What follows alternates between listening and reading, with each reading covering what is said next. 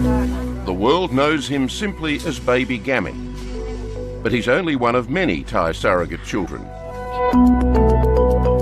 We're talking 8 or 9 Australian surrogate children a day going through the embassy. Is the industry out of control? Exploitation is an almost inevitable side effect of commercial surrogacy. I don't feel that we have exploited anybody.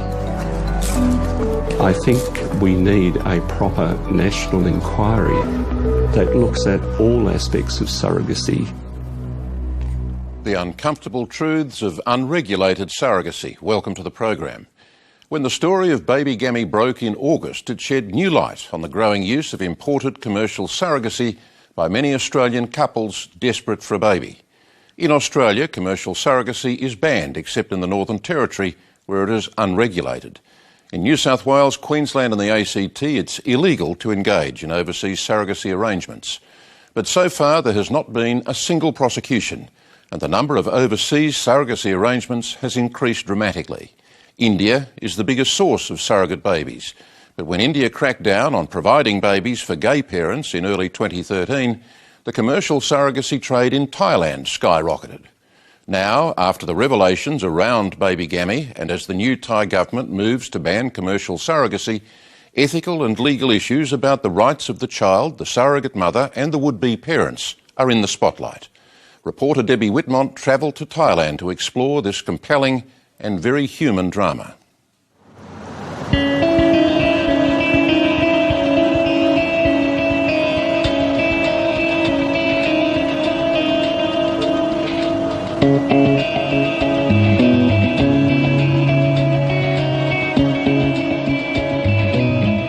After more than a decade, David Markovich finally has the family that he and his wife have so desperately wanted. The only problem is he can't take them home. Instead, David, a 52-year-old lawyer from Perth, has spent the last 5 weeks in a serviced apartment in Bangkok with 8-week-old Liam and his twin brother Joe. David's brother-in-law Brendan has flown in from England to lend a hand. It hasn't been easy. I probably feel a bit like he does at the moment. I'm just a little less vocal about it. After years of unsuccessful IVF, David and his wife Lorraine were told they were too old to adopt children.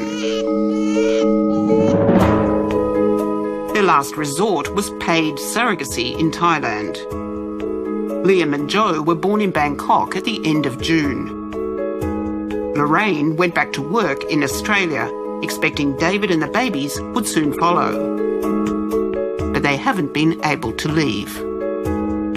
We're just over the moon. We're just entirely in love, and my wife is waiting as patiently as she can in Perth for their return as soon as possible. Over the past few years, hundreds of surrogate babies have flown out of Thailand on Australian passports. But since July, the Thai military government has been stopping them at the airport. I think our tummies eased off, which is lovely. Now David says he can't stay in Bangkok much longer. He's run out of leave from his job and he's running out of money. If I don't return to Australia, we may lose our house. Come on, my baby. Come on. Shh. Come on, my baby. Come on. It's a nightmare, especially with 2 8-week-old babies. Yeah. Nothing short of that, I have to say. I've had less than a handful of hours sleep in the last few days, and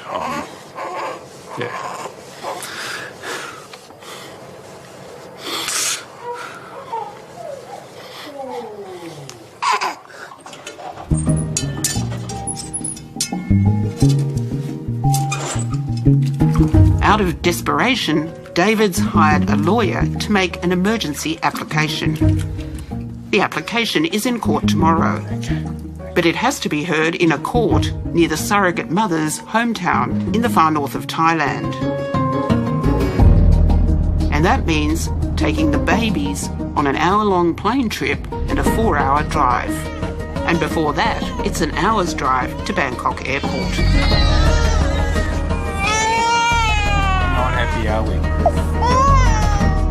David's realised he doesn't have a suit to wear in court. Brenda brought me a pair of trousers. I've got shorts and thongs. I wasn't planning on appearing before a court whilst over here. David's brother-in-law Brendan thought he was only coming to Thailand to help David take the babies back on the plane. How are you finding looking after newborn twins? Hectic. Caused an awful lot of chaos by the size of them. Up until now, Brendan had never changed a nappy. You enjoying it in some ways? I think of a lot better things to do. Very good bonding experience for brothers-in-law, is it? It's got us stuck together anyway. I think we bond better drinking.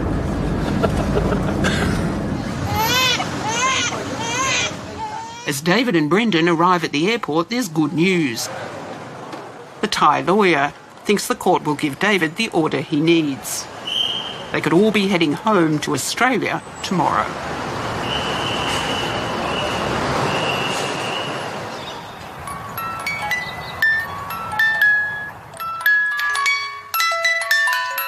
Back in Australia, James and Danny Carrington are thrilled and relieved to be home. Their new twins, Elijah and Hannah, were among the last to leave Thailand before the shutdown. It's a big smile. Elijah and Hannah were born in Bangkok in May. I think we both cried. We weren't allowed to actually hold them for 24 hours. And when we went back to the nursery the next day, we were actually allowed to hold them and feed them. And it was the most beautiful thing. Time to get your nappy changed. Here we go. Before James and Danny left Bangkok, the Thai surrogacy trade was booming. How's that? There were people from Canada, from America. There were people from China, South Israel, Korea, Taiwan, and it was quite amazing. You know, like we're talking 8 or 9 Australian surrogate children a day going through the embassy, but it's big. Hey, what's the matter? James already has an adult family. Oh, you look very tired. But growing up gay, Danny always thought he would never be able to be a father. Growing up gay, you sort of feel like, I'm not going to have kids. And you live with that during your teenage years and your 20s. The way the time has changed, though, people's attitudes have also changed. To now be able to do it, it's, a miracle. What James and Danny and David have done in Thailand would be illegal in Australia. But with more and more Australians going overseas for commercial surrogacy, the international surrogacy trade is raising some difficult legal and moral questions for Australia. I think you need to put yourself in the position of being someone who's denied or is unable to have children for whatever reason. You know, if you stop and think and put yourself in that place, what view would you take? For better or worse, international law and Australian law doesn't give us a right to be a parent. We need to start looking at the other parties involved in this, the child, and look at the best interests of the child and the surrogate. And perhaps we should be asking questions about justice and ethics and morality.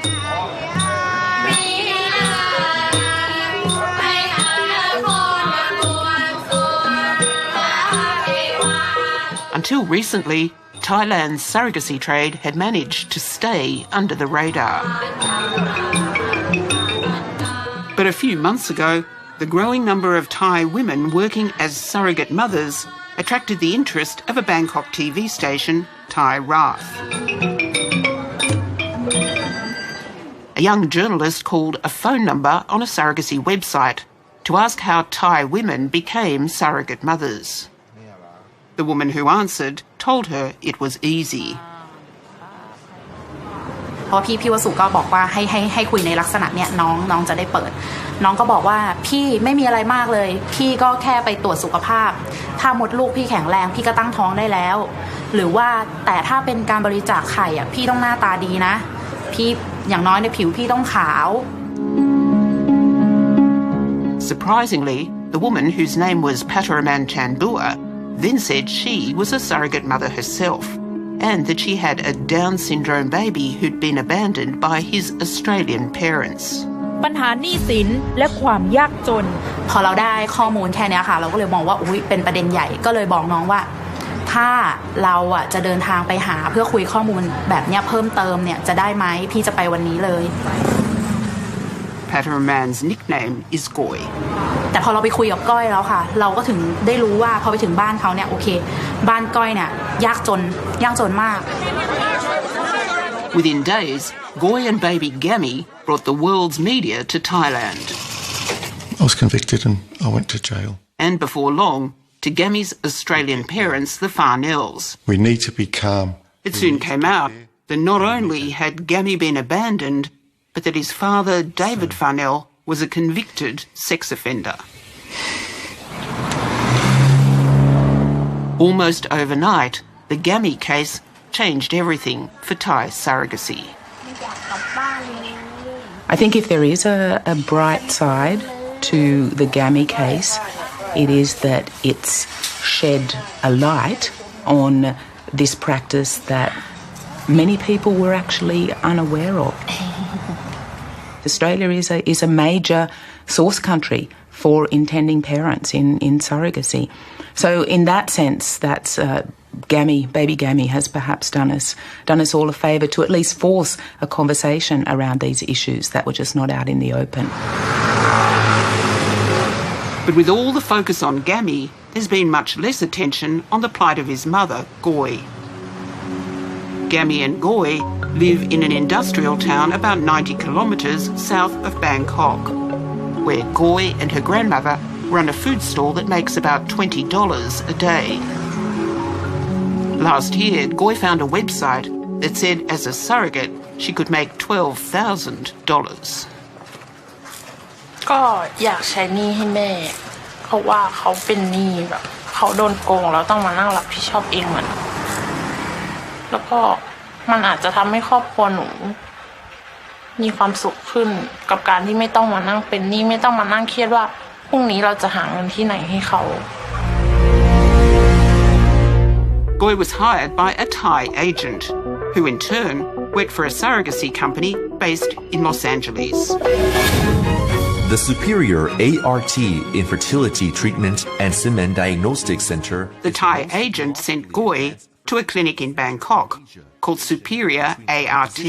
And the world-renowned Ginia. Though commercial surrogacy is illegal in Australia, Superior ART is part-owned by one of Australia's biggest IVF companies, Ginia. Goy says the doctor didn't tell her he was implanting 3 embryos. ไม่เคยค่ะไม่เคยบอกอะไรเลยเขาก็ฉีดเข้าไป2 ตัวเขาก็ไม่ได้พูดอะไรไม่ได้บอกว่าเป็นแฝดหรืออะไรที่เราไปทำเราไม่รู้ว่าขบวนการเขาเป็นยังไงเป็นแบบไหนวิธีการเขาคืออะไรหนูคิดที่ว่าเขาฉีดไป3 ตัวมันคงเป็นเด็กแค่คนเดียว After 2 weeks, Goy found out she was pregnant with twins and that an early blood test suggested there could be a problem. The agency asked the Australian clients whether they wanted Goy to have a further test, an amniocentesis, to find out for certain. Okay. We ask them if you want to do further test or not. But if you do it, and if you receive this result, one is healthy and another one is not, what would you do? So it's already, the situation is already, stressful from that moment. They decided Goy should have the test. 4 months into the pregnancy, it showed that one of the twins had Down syndrome, but no one told Goy. ตอน4 เดือนแต่ว่า4 เดือนเนี่ยคือหมอเอเจนซี่แล้วก็พ่อแม่ออสเตรเลียเนี่ยรู้เรื่องแล้วว่าน้องเป็นดาวแต่ว่าไม่มีใครแจ้งหนูไม่มีใครบอกหนูเลย The doctor and the company discussed the problem with the Australian parents. it's like when the result came out, then the doctor say like, okay, so what would be your option? Like, if you want to keep only one baby, he doesn't think it's possible. He didn't think it's possible, but then what would you do? And then if we let the surrogate carry until she give birth, then there could be a problem because the baby with Down syndrome always come out like with health issue. It wasn't until Goy was 7 months pregnant that she was told one of the babies had Down syndrome. And then, at 7 months, she said she was asked to abort both the babies. เขาบอกว่าลูกค้าต้องการให้เราเอาเด็กออกทั้งคู่ทีแรกเลยเราก็โกรธอะค่ะเราก็ร้องไห้เลยเราก็บอกเราไม่ทำให้เราตายเราก็ไม่ทำ Goy says that when she refused, she was told that if she didn't abort the Down syndrome baby, he'd be put in an institution. เขาบอกว่าก็คือมันไม่ได้อะแล้วทีนี้ไปมาเขาก็บอกว่างั้นก็เอาออกคนเดียวเด็กที่เป็นดาวเพราะว่าเขาแก่แล้วเขาไม่มีศักยภาพในการเลี้ยงเด็กที่เป็นดาวถ้าเขาต้องเอาไว้เขาก็เอาไปไว้มูลนิธิเขาไม่ได้พูดว่าจะซื้อบ้านแต่ว่า Upset, Goy says she told Joy she needed time to talk to her family. She did, and then she made a suggestion to Joy and the company. หนูก็เลยยื่นข้อเสนอไปว่าหนูขอ 150,000 บาทเพิ่มเพื่อที่จะแลกกับชีวิตน้องไม่ต้องทำแทนน้องหนูก็ไม่รู้หรอกว่าไอ้เงิน150,000มันจะมากน้อยแค่ไหนสำหรับเลี้ยงเด็กที่เป็นดาวแต่หนูคิดว่าสำหรับเขามันไม่ได้เยอะแต่สำหรับหนูมันเยอะเขาบอกให้หนูไปเปลี่ยนชื่อหนู The agent and the company were relieved, but Goy only got half the extra money. The Farnells ran out of cash and said they'd take Gammy instead of paying the rest. They ran out of cash. They talked to their family back home a lot about the whole issue. And one day that they also told me that they asked me to tell her that they wanted to take the boy back home. And also then they will not pay the rest of the money. We never abandoned him. The Farnells have denied abandoning Gammy and asking Goy to have an abortion. See how things go. In the end, Gammy has stayed with Goy, and a foundation pays his medical expenses from public donations. But Goy can't hide her feelings about Gammy's sister Piper, who's now in Australia.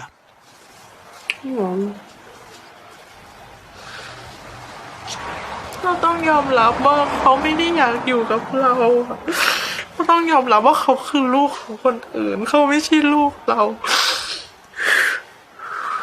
หนูคิดถึงเขาตลอดทุกครั้งหนูจะเปิดรูปเขาดูตลอดหนูจะพูดกับแฟนหนูตลอดว่าหนูอยากเจอเขาหนูจะพูดกับแฟนตลอดว่าป่านนี้เขาจะเป็นยังไงเขาจะสบายดีไหมเขาจะอยู่ยังไงหนูก็ภาวนาให้ลูกอยู่ดีมีความสุขให้เขารักลูกหนูเหมือนที่รักแกมมี่แล้วก็ครอบครัวหนูรักแกมมี่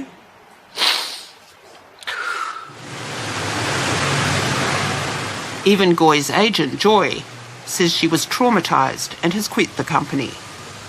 This journey is not easy. It's not like any other business in the world.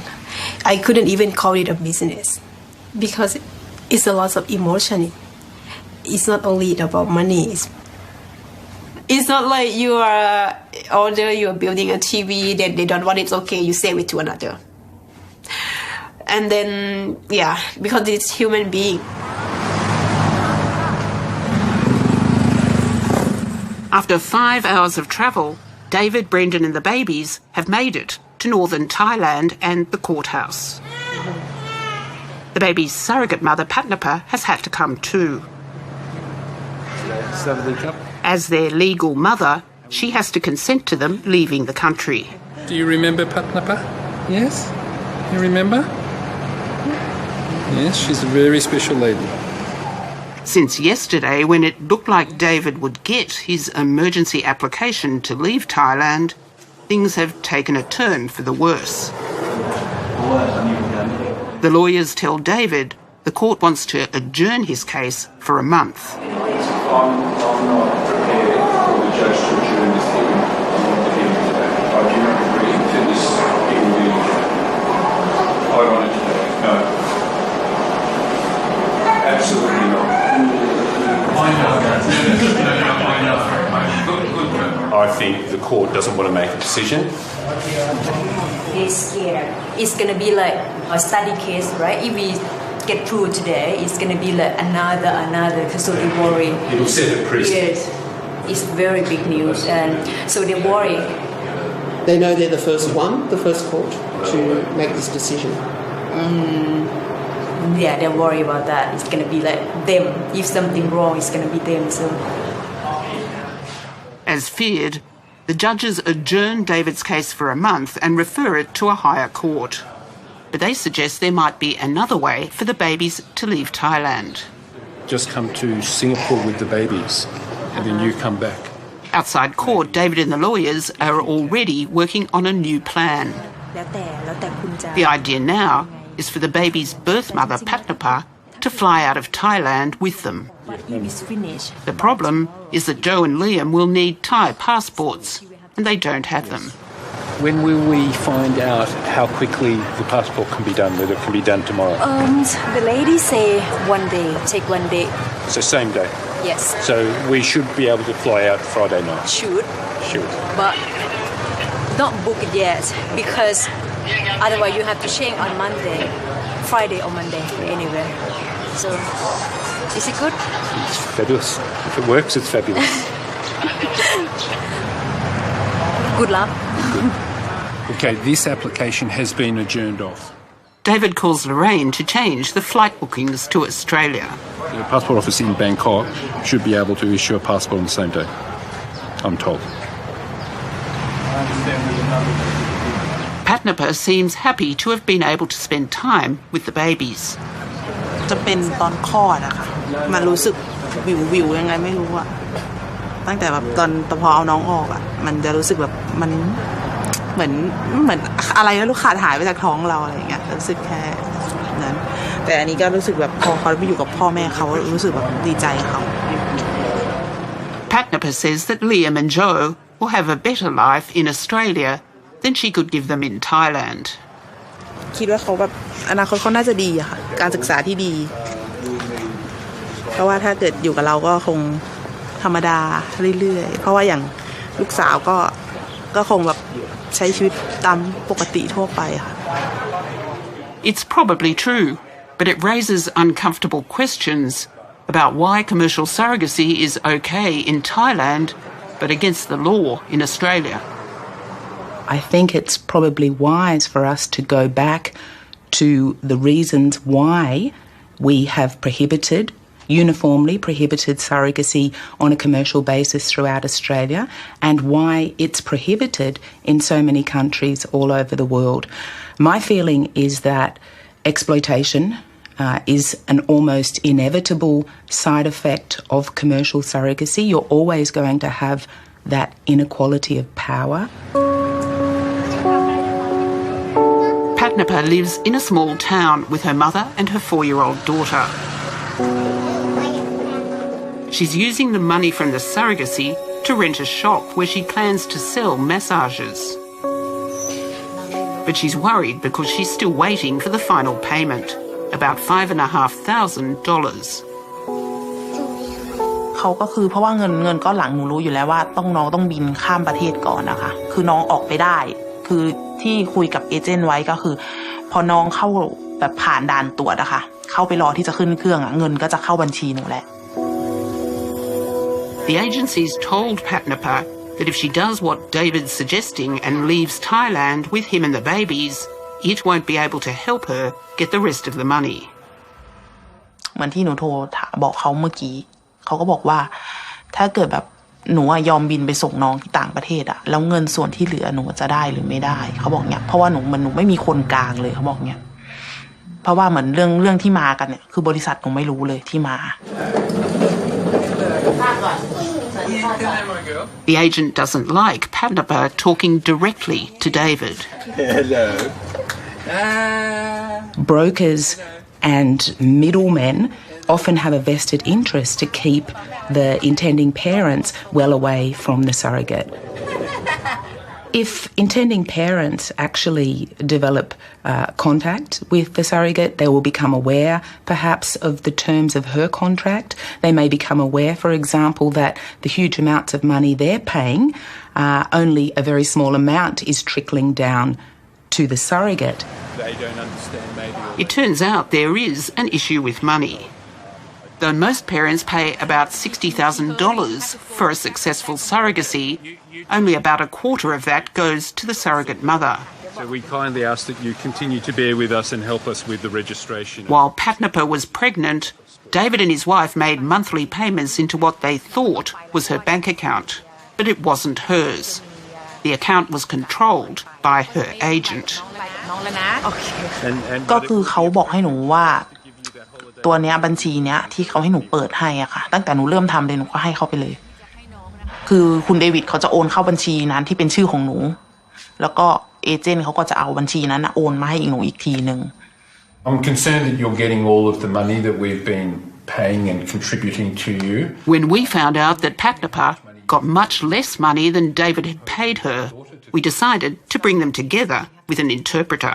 She can't tell the number exactly, otherwise Patnaper says that during the pregnancy, she got 10,000 baht, about $330 a month. So 10,000 baht a month, no more. David says he was told the minimum payment was $350 a month. But he and his wife wanted to look after Patnaper, so they paid more. My wife was making the payments, but it's my understanding that we're paying $450 or $500 a month. Patnaper didn't know about the extra money, and the agent didn't tell her. She missed out on nearly $2,000. I had no idea that you were not getting all this money, and I'm devastated to find out that you didn't get it. So they've been assuming that we've been paying an additional $100 or $150 a month to the agency because we like the agency. What made it worse was that Patnaper, like many surrogate mothers, says she had to deal with both an agent and a sub-agent. คือเขาพยายามจะไม่ให้หนูติดต่อกับลูกค้าโดยตรงเพราะว่าเหมือนอีเมลที่คุณเดวิดเคยให้ไปครั้งก่อนก็เป็นเอเจนต์หนูเก็บ I mean, you know, if David hadn't had so much trouble leaving the country, it's unlikely that he and Patnaper would ever have talked about money.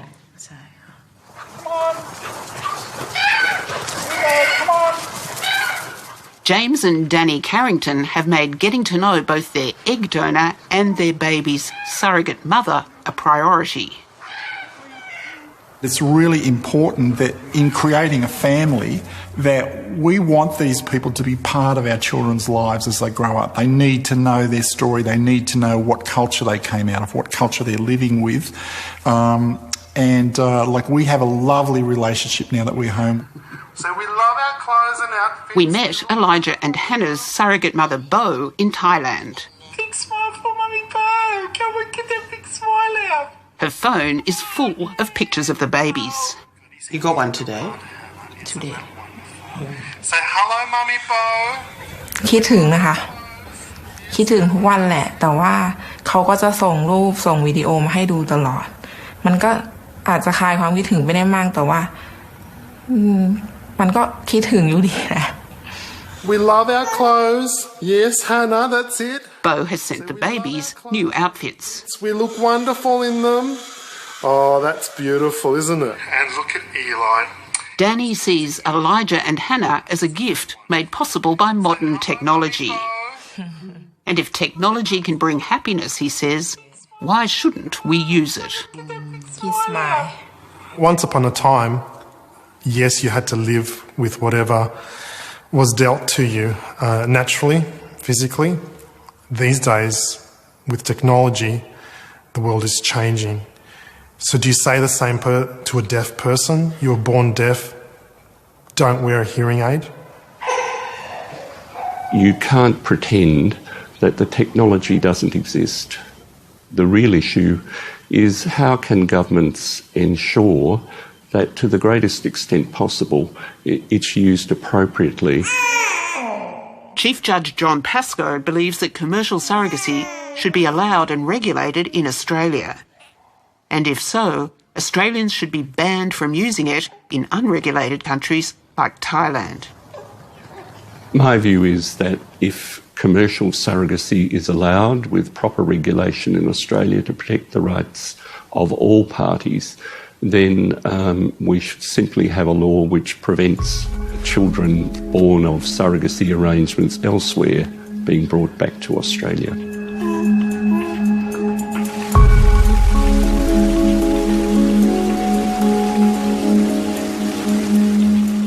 In Bangkok, David and the babies are Skyping Lorraine in Australia. Is that Mummy? Is she laughing at you? I think she is. Overnight, Lorraine has emailed the agency about Patnapa's missing money. Miraculously, the final payment of $5,500 has suddenly appeared on a Sunday morning in Patnapa's bank account. Who knows what's going on, but I'm delighted. But the missing money from Patnapa's monthly payments never turns up, and Patnapa doesn't dare chase it. No, we're not enough.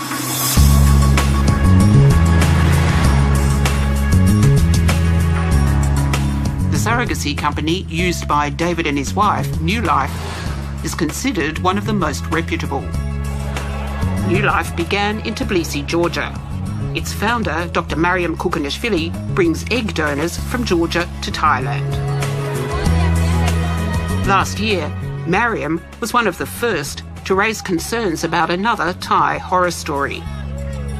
A young Japanese man collecting multiple surrogate babies. In the reports, it was clear that he was expecting six babies totally. So, of course, I got very suspicious. Mariam contacted the doctor involved, Dr. Pissett, a Bangkok doctor popular with many Australians.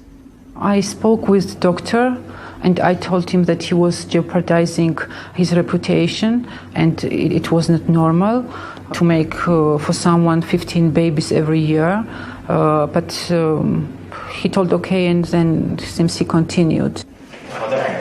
And New Life continued to use Dr. Pissett. It was Dr. Pissett who treated Patnapa.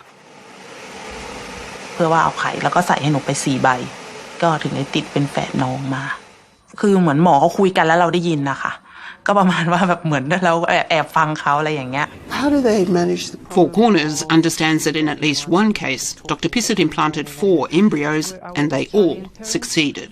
And the doctor was informed only 2 embryos must be transferred. He transferred, same doctor. He transferred 4. Surrogate mother got pregnant on 4 babies, and then we have to send surrogate mother from Thailand to Georgia, made their embryo reduction. Embryo reduction isn't legal in Thailand. Do you think that could have been handled better, that case? Did that worry you? Yes. 2 weeks ago, Dr. Pissett was questioned about breaching Thailand's medical guidelines. He's denied any wrongdoing. We're talking about practices that really wouldn't be permitted in Australia, would be considered ethically and probably legally terribly troubling. So I think we need to look at something like that from that perspective. It's not good enough for our country, and why is it good enough somewhere else?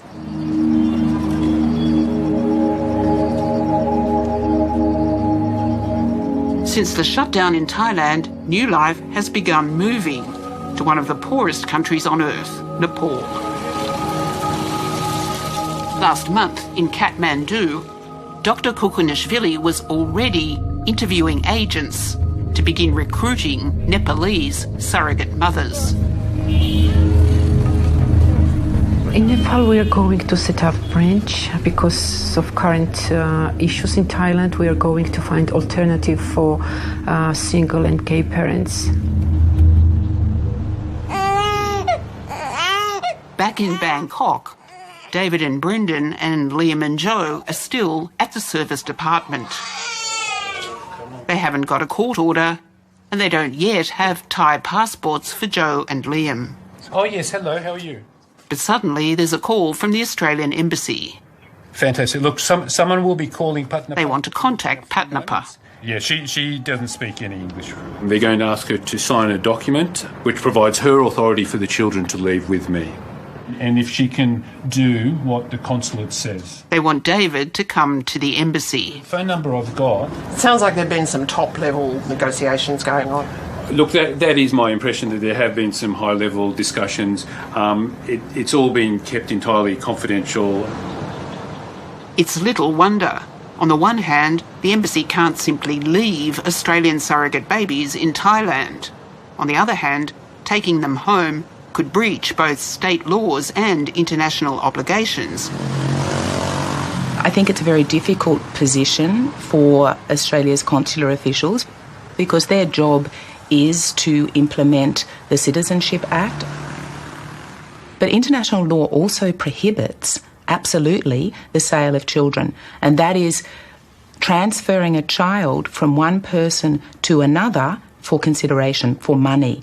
Now, it's very difficult to argue that commercial surrogacy is not sale of children, and Australia has an international legal obligation, in fact, to prevent the sale of children. Mr. Guts will hook into anything. Yes, there we go. Yeah. I think we need a proper national inquiry that looks at all aspects of surrogacy. You have people wanting children for all of the best reasons, and then you have people wanting children for reasons that may not be so good. And I think it's such a minefield that the politicians have been very reluctant to wade into it. In Bangkok, David and Brendan are back from the embassy with Australian passports for Liam and Joe. Hi, what happened? Well, there's good news and there's bad news, as always. The good news is that the Australian government appears to have struck some sort of a deal with the Thai authorities. We've been given a new list of documents which we must produce at the airport in order to be able to exit. The bad news is that Patnapa will have to go back to northern Thailand for another document. A different document? A different document, so... Okay, and so how do you feel? Oh, well, it's a partial high, partial low. It's like, I'm here, I'm resigned to the fact that I'm going to go and have a mojito. How are you, Brendan? Oh, well, I'm looking forward to the mojito. That's it. This could be the last time Patnapa sees Joe and Liam.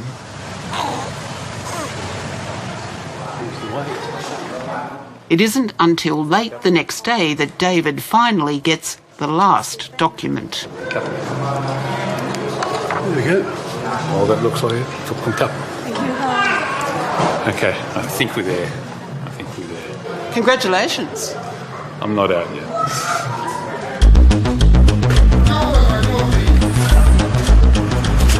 Take him in the front. The flight to Australia leaves in a few hours. Well, David, you've cut it fine. How are you feeling?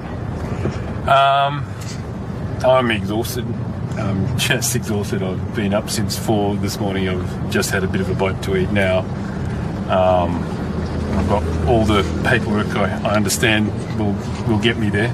You feeling confident about getting through customs? Cautiously. As I've often felt cautiously confident about most things throughout this long journey. I'm feeling cautiously optimistic. This could be a goodbye Bangkok. Don't want to say that yet. Let's just wait. What about you, Brendan? How are you feeling? Do you think this might be it? Fingers crossed. We could be in with a chance. That's as good as it gets, I think.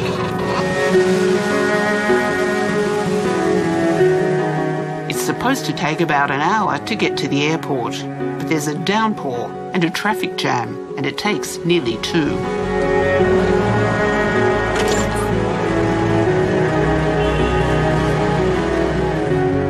David will be the first to test the Thai government's new arrangements.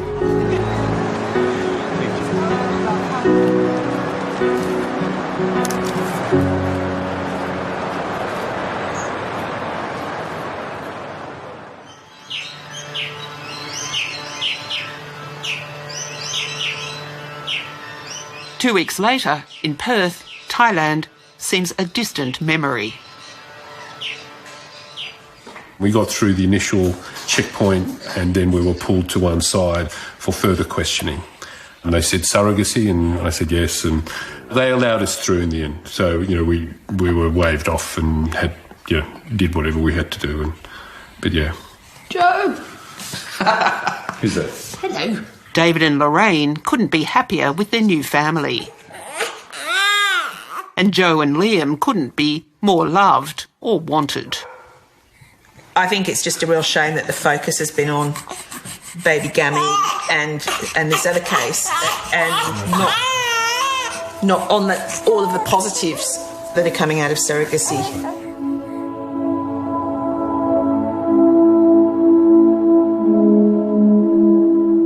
David and Lorraine have tried to do commercial surrogacy as fairly as possible. They say they want Joe and Liam to know how they were born and to know their birth mother. But it's hard to know what commercial surrogacy will mean in the future for many other babies who, according to the law, don't have Australian parents and may never know who their real parents are. The current situation, I think, leaves children at the risk of literally being marooned, their parents left in limbo, and leaves very vulnerable women and children open to the risk of very serious exploitation. I think Australia as a first world country and a leader in human rights has to recognise that your commitment to human rights doesn't end at the customs barrier. There are good reasons for Australia to sort out its position on commercial surrogacy, but it won't be easy. I don't feel that we have exploited anybody. We entered into a commercial relationship. We nominated Pat Napper. We didn't approach her. You can't escape the reality that we come from a rich country and she comes from a poor background. There's no way around that. But I personally don't feel that she was exploited. I can see that the argument is there, but she saw an opportunity to make a better life for herself and she took it. And in doing so, gave us an enormous gift that money can't pay for, ever. Sorry.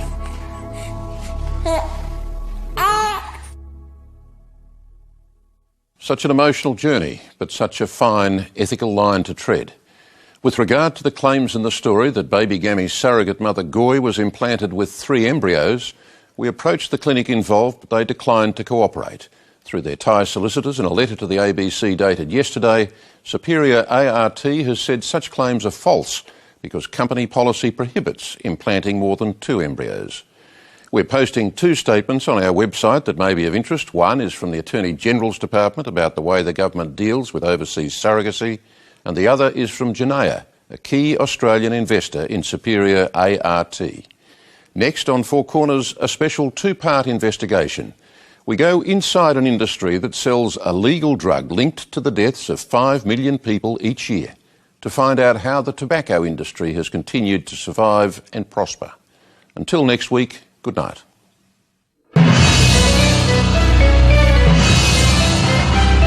You can watch tonight's program again on iView or see more of our research and interviews at abc.net.au/4corners.